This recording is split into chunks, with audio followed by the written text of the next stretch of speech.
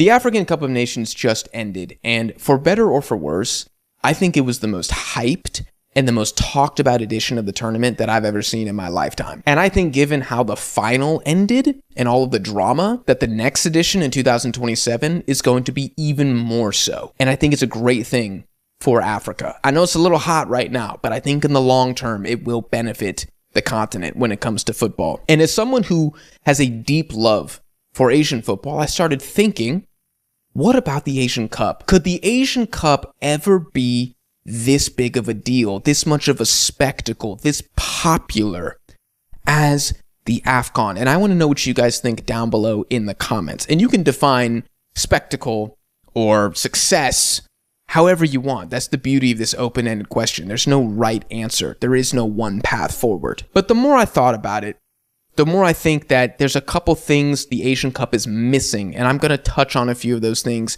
in this video. You guys let me know if you agree or disagree, and if there's something else I forget to mention, of course, let me know down below in the comments. If you guys like Asian football or African football or the World Cup, I have great news. Got a bunch of videos covering all those topics dropping here on the channel very soon, so hit subscribe. Will the Asian Cup ever be as popular as the AFCON? Again, comment down below.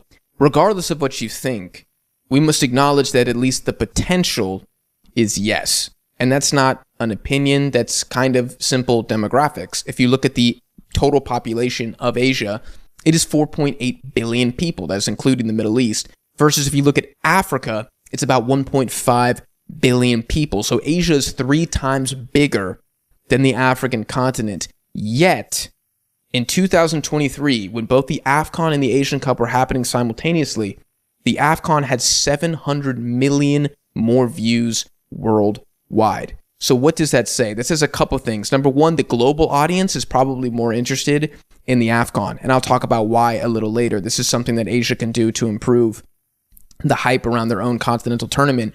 But I think another big thing is that inside Asia itself, this tournament is not marketed enough, and it is not hyped enough, and it is not coveted enough. Like, look at some of the, and there's a lot of reasons for that. Look at some of the main population hubs inside Asia. China and India, billions of people, both of whom participated the last tournament. Now, neither were very good. India's god-awful, but it didn't matter. Even with India qualifying for this tournament, it didn't matter. It didn't pull the views. Whereas you look at another massive population hub, like Indonesia, I believe they averaged 100, or not average, but they had 150 million views from Indonesia, and these guys got knocked out in the round of 16. So in 4 games, 115 to 150 million views from Indonesia. What is that? That is culture, which is a problem in this dialogue about the Asian Cup, where football is not a priority in India. It's not a priority in China. As a result of that, unless the teams are very, very good and there's a lot of excitement and hype, Chinese and Indians are just not going to tune into the tournament. Then you have other massive population hubs, Pakistan, Bangladesh, who are so bad they can't even qualify for the tournament. So there's a large portion of the Asian continent that's either not good enough or not interested. And that's a huge untapped potential right there. If football became the #1 sport in China tomorrow, the views would blow AFCON out of the water. But this is something that's probably never going to happen. The Chinese prefer playing basketball. And it's not just a couple countries who prefer cricket or basketball that is the issue here. Like, even inside of the rest of the Asian continent, I'm going to focus my attention on the East Asian giants now. Japan and South Korea. I'm even going to throw Australia. I know they're not East Asia, but bear with me. There's this mentality that while the Asian Cup is important and it's something you would like to win, the World Cup is always the priority. And this is something that really disappoints me, actually. When I see Koreans or Japanese talk about, like, we are the best team in Asia, we don't need to prove it, which is a ridiculous argument. You absolutely need to prove it. I mean, you can't go 60 years without a trophy and claim to be Asia's best. It doesn't work like that. You need to win a trophy. And I love South Korea and I love Japan, and God willing, one of them wins the next Asian Cup. So do not misconstrue my words here. But my point is, you do not see this approach with African teams. And I should have talked about Australia there as well. I believe Australia in 2023 averaged 2 million views per game at the Asian Cup. which is not enough, in my opinion. That is not good enough. It must be more. But anyways, the difference with Africa is the AFCON is everything. In fact, if you polled 100 African footy fans and 100 Asian footy fans, and you asked them both, Africans, would you rather make the knockouts of the World Cup or win the AFCON? Versus Asians, would you rather win the Asian Cup or make the knockouts of the World Cup? I believe the Africans, for majority, would say, give me the AFCON. I think the Asians would be more 50-50. I truly, and maybe even leaning World Cup. Maybe I'm completely off base here, but this is what I've seen from other content creators, from my own live stream chat, from the comments you guys leave on my videos, from journalists I've read, from player interviews. The vibe is clearly in Africa like the AFCON is a massive deal, whereas in Asia, the Asian Cup is a big deal. It's a big deal versus a massive deal. Part of this is cultural. Part of this is just a non-prioritization of the tournament itself by some of Asia's strongest teams and big population centers as well, which is an extra travesty. It'd be one thing if Hong Kong was the best team in Asia and wiped their ass with the tournament. It didn't really care about it. I mean, there's millions of people in Hong Kong, but it's not the same as Japan not giving it their all every single time. And we could talk about reasons why. I acknowledge there's reasons why. They're playing in Europe. They're prioritizing their club careers. I understand. Versus a lot of their opponents, they all play domestically. It's not the same pressure. They're not keeping a Spaniard out of the starting 11. I understand. It still freaking sucks. And Africans are dealing with the exact same situation. Yet they show up to the AFCON and they ball out.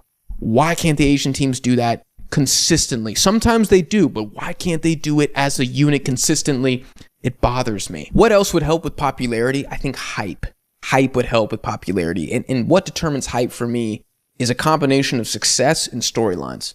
If we're talking storylines, I think Asia actually has quite good storylines. The insane trophy drought for South Korea and Son Heung-min's quest to return the trophy to his country. You have Iran like aging out of this golden generation that's been so close so many times and they haven't been able to win as well. You have Japan, who are seen as the unanimous best team in Asia, but they haven't won now for 3 tournaments in a row, only making the final once in the last 3 editions of the tournament. You got the Middle East versus East Asia. You got Southeast Asia versus each other. You got the emergence of Central Asia. There's so many cool storylines. So I actually think Asia's pretty good in this regard.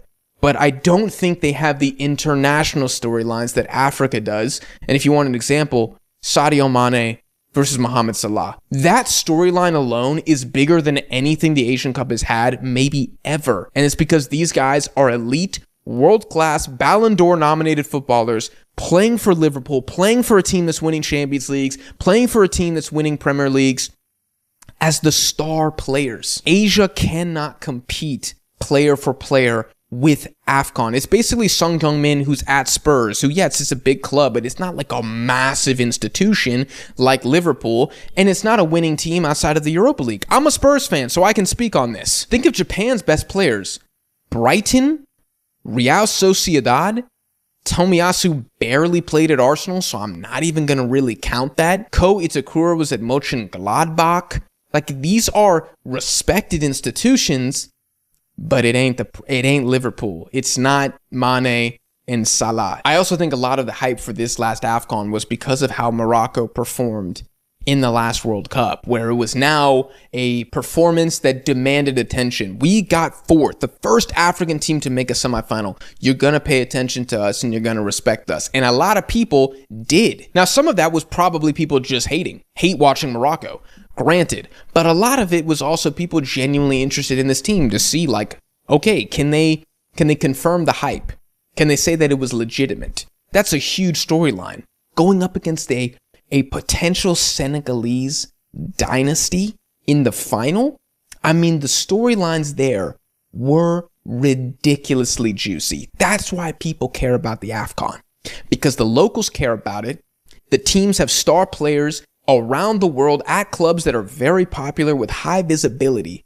And inside the continent, they have the rivalries and they have the storylines to keep everybody interested. Asia might have a little bit of all 3 of those categories, but not to the same degree as Africa. And that is a problem. Even the Asian Cup is a product versus the AFCON. I actually think the quality of the Asian Cup is pretty good. I completely reject the notion that it's like trash football. If you think it's trash, then you did not watch Jordan's run to the final. You did not watch Qatar versus Iran in the semifinal. You did not watch Iran versus Japan in the quarterfinal. You didn't watch Malaysia 3, South Korea 3 in the group stage. I just don't think you were paying attention. But one thing that the Asian Cup must have more often is the big games. Like, someone else, let me know if you agree with this, because it drives me crazy. If we look at the AFCON, man, we get big games every single freaking tournament. I just want to read to you some of the matches that we had in 2025 alone. Morocco versus Senegal, Nigeria versus Morocco, Senegal, Egypt, Cote d'Ivoire, Egypt, South Africa, Cameroon, Algeria versus Nigeria. I'm gonna stop because there's about 5 more that I could say.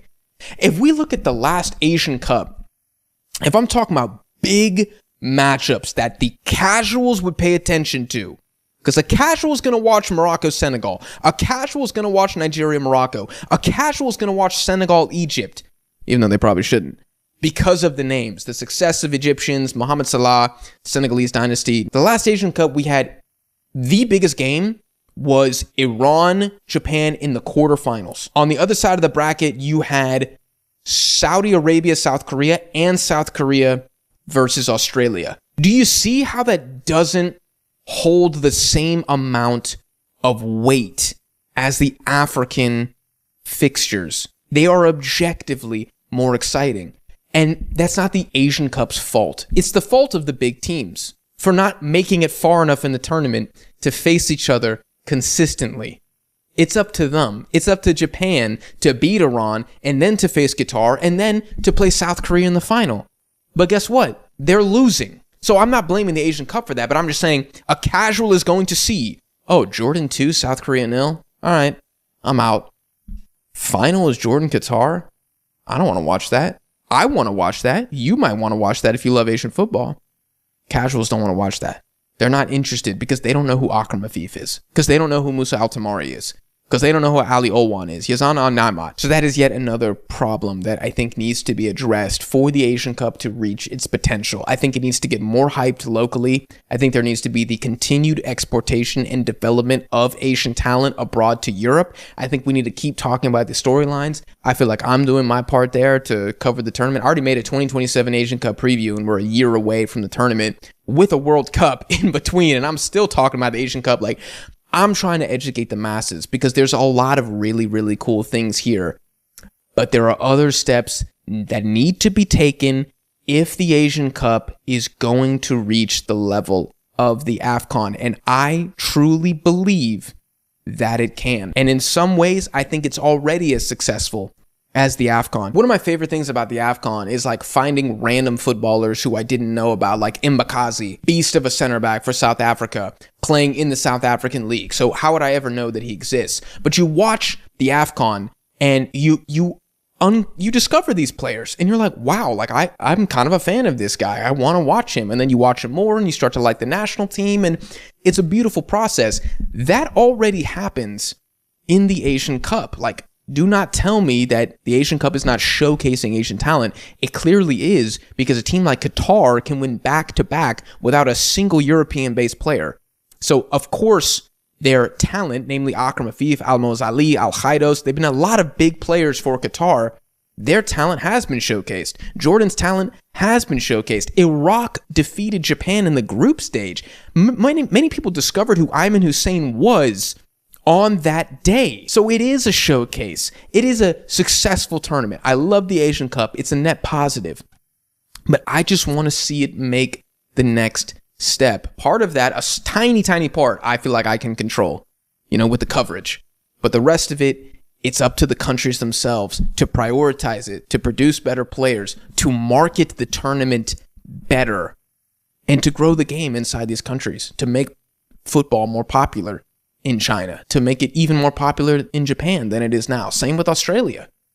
That's what needs to happen in order for this tournament to really match the AFCON for the worldwide audience. I just wanted to make a quick video about this today. You guys let me know what you think down below in the comments. If there's anything I forgot to mention, let me know. Smash the like button if you enjoyed. I appreciate you guys for listening to me ramble here, and I'll see y'all in the next one.